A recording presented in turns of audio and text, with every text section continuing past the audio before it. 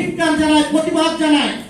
বাংলাদেশের মানুষের জন্য এই দেশ 24শে আগস্ট রক্ত দিয়ে বিপ্লব করে স্বাধীন করে নাই যে নতুন করে আরেকটি লুটেদের হাতে এই রাষ্ট্র পরিচালিত হবে। এটা দেখার জন্য আমরা এই রাষ্ট্রের জন্য, গণতন্ত্রের জন্য, ভোটের অধিকার জন্য রাজপথে জীবন দেয়নি। আমি যেখানে দাঁড়িয়ে কথা বলছি, এখানে আমাদের চৌধুরী আলম ছিল, তার সন্ধানও এখনো পাওয়া যায়নি। 36 দিনের নেতা হয়ে রাষ্ট্রের দায়িত্ব নিয়ে হাজার হাজার কোটি টাকা লুট করবেন, মধ্যরাতে হাঁসের মাংস খেতে যাবেন। বাংলাদেশের মানুষ জানতে চায় এই টাকা চাঁদার টাকা নাকি রাষ্ট্রের টাকা। আপনি যদি এটা জবাব না দিতে পারেন, বাংলাদেশের মানুষ যেভাবে শেখ হাসিনাকে বিচারিত করেছে, শেখ হাসিনা তো তবুও দাদা বাবুদের বাড়িতে যে আশ্রয় নিয়েছে, কিন্তু আপনারা কোন দাদা বাবুর বাড়িতে আশ্রয় নেবেন এটা আপনাদেরকে চিন্তা করতে হবে। ছেলে মানুষের একটু শেষ থাকা দরকার আছে। আমরা একটা পাউরুটি, একটা কলা গত 17 বছরে একটা চা 4-5 কর্মী আমরা মিলে খেয়েছি। যারা হোটেলের বিল দিতে পারে না, যারা চা খেতে পারে না, যারা রিক্সা চালাতে, রিক্সা চড়তে পারেনি, তাদেরকে যদি দেখতে হয় আলিশান জীবন যাপন, যাদের পায়ে স্যান্ডেল ছিল না তাদের যদি দেখতে হয় আলিশান জীবন যাপন, বাংলাদেশের মানুষের লজ্জা কোথায় থাকবে আমি বলতে পারি না।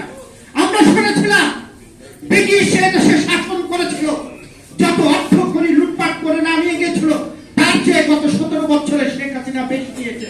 কিন্তু এখন যেটি দেখতে পাচ্ছি, এই 1 বছরে এই লুটেরা তার চেয়ে অর্থ, বাংলাদেশের অর্থ বেশি পাচার করেছে।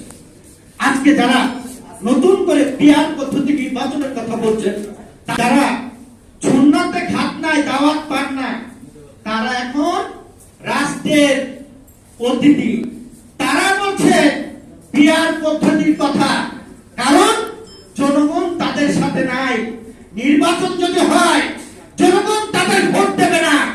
কারা রাষ্ট্র পরিচালনা করবে এদেশের জনগণ সিদ্ধান্ত নিয়েছে, যার জন্য তারা মরিয়া হয়েছে। তারা পিয়ার পদ্ধতি চান। আমি তাদেরকে বলতে চাই, পিয়ার পদ্ধতির নির্বাচন বাংলাদেশের মানুষের চায় না। যত কথাই বলেন না কেন, শূন্যতে খাতায় আপনাদেরকে দাওয়াত দেয় না।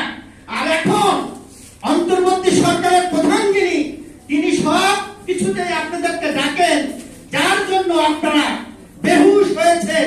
পিয়ার পদ্ধতি নির্বাচন যদি না হয়, তাহলে গণতান্ত্রিক ভাবে নির্বাচিত হয়ে নির্বাচিত সরকার যদি প্রতিষ্ঠিত হয়, তারা রাষ্ট্রের দাওয়াত পাবে না। যার কারণে তারা পিয়ার পদ্ধতি নির্বাচন নিয়ে বেহুশ হয়ে আছে। আমরা যেটা বলতে চাই, এখানে জাতীয় নেতৃবৃন্দ আছে, বন্ধুরা, আমাদের সকল ঐক্যবদ্ধ থাকতে হবে।